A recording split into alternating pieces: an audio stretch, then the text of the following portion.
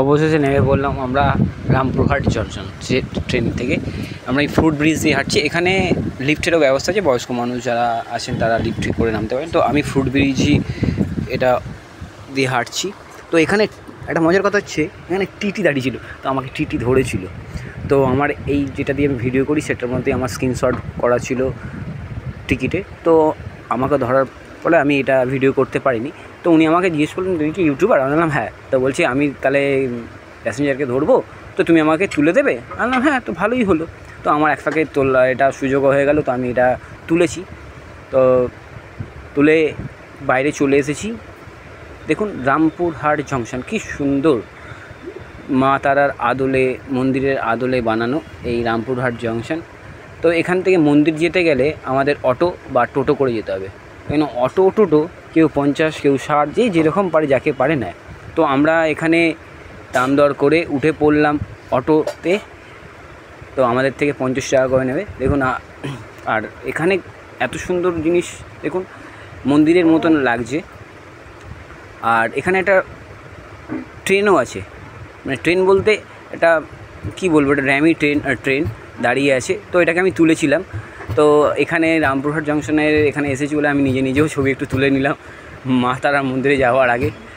তো যাই হোক, আমরা টোটোতে সব দাম দর করে উঠলাম। দেখুন আপনাদের দিদিভাই ওনার মাকে নিয়ে ওঠাচ্ছে, মায়ের তো অপারেশন আছে, যাই হোক ধরে ধরে ওঠানো হচ্ছে। তো আমরা উঠে পড়লাম অটোতে উঠে যাচ্ছি মায়ের মন্দিরের সামনে। তো মায়ের মন্দিরেতে ওখানে যাওয়ার পরে নামার পরেই দেখছি কতজন চলে এসেছে, হোটেল নেবে, রুম নেবে। যাই হোক আমরা একজনের সঙ্গে গেলাম। তো রুমটা গিয়ে দেখি ভালোই মোটামুটি রুমটা দেখতে। তো যাই হোক, এখানে আমার শ্বশুরমশাই আবার নিচেতে দেখি মাথা ফাথা ঘুরছে, শরীরটা খারাপ, তাই জন্য কোনো রকম এই রুমটাও না হলো না। তো আমরা যে রুমটা নিয়েছিলাম সেই রুমটাও খুব ভালো, খুব একটা খারাপ না। তো যাই হোক, খুব তাড়াহুড়োর মধ্যে রুমটা নিয়েছি। তো নিয়ে আমরা দেখছেন আমি আমার শালাবুর সঙ্গে ছবি তুলেছি, তার ফাঁকে মাঝখানে তুলে খুব মজা করেছি আমরা বাইরে। তো যাই হোক, এবার ওখানকার পরিবেশটা খুব সুন্দর, মানে টোটো করে যখন যাচ্ছি, মানে ওখানকার খুব সুন্দর পরিবেশ, বলা যায় না। তো আমাদের লাগেজ কিন্তু উপরে উঠিয়ে দিয়েছি, দেখতেই পাচ্ছেন। এখানে আমার শালাবু কিন্তু বলছে ওই যে ওখানে দেখো। যাই হোক, আমরা তারপর মন্দিরে পৌঁছে গেছি। এবার গিয়ে রুমেতে উঠলাম। রুমেতে উঠে সব ফ্রেশ হবো আমরা এবার। তো যাই হোক, আপনারা আস্তে আস্তে দেখতে থাকুন আমরা কীভাবে কী করছি, মায়ের মন্দিরে কখন যাচ্ছি, এবং নেক্সট পার্টে কী আছে সব আপনাদের দেখাবো। আপনারা সাথে থাকুন, সঙ্গে থাকুন। আর হ্যাঁ, মায়ের মন্দিরে কিন্তু খুব সুন্দর কিন্তু আমরা পুজো দিয়েছি, মানে ভাবা যায় না মায়ের এত অপরূপ রূপ দর্শন করেছি যে ভাবা যায় না। সত্যি খুব মায়ের দর্শন পাওয়া এরকমভাবে মানে ভাগ্যের ব্যাপার। তো যাই হোক, আপনারা পাশে থাকবেন, সঙ্গে থাকবেন। আমরা পার্ট বাই পার্ট আপনাদের দেখাবো, চেষ্টা করব। এবং দেখতে বুঝতেই পারছেন এরকমভাবে ঠিক মতন তো বলতে পারি না আমি, আমার এই প্রথম বলা।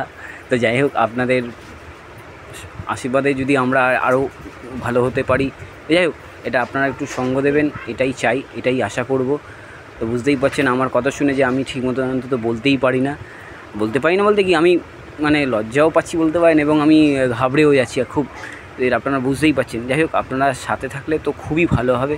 আপনাদের সাহায্য ছাড়া আমরা তো আর এগোতে পারবো না। যাই হোক, আপনাদের সাহায্য আমরা একান্তভাবে কামনা করি।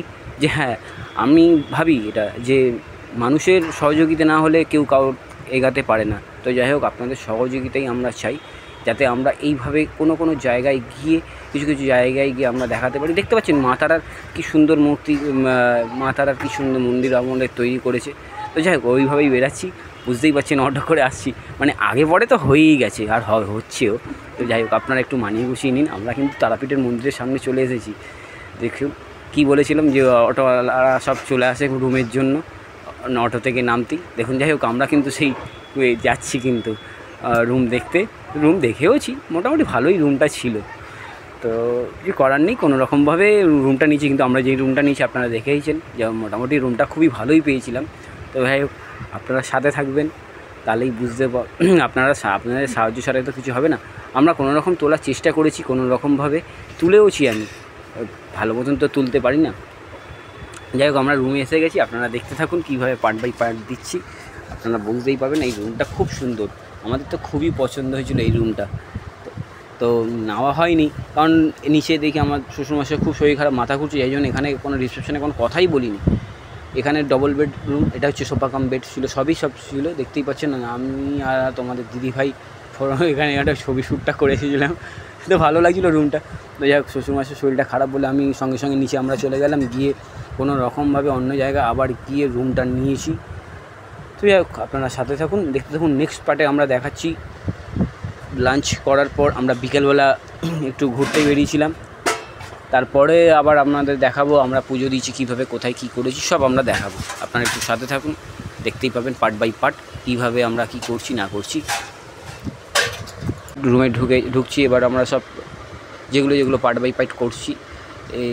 তো যাই হোক, এবার আমরা রুমে ঢুকে একটু ফ্রেশ হবো সবাই মিলে। তো আপনারা দেখতে থাকুন, ভালো থাকুন, সুস্থ থাকুন, টাটা।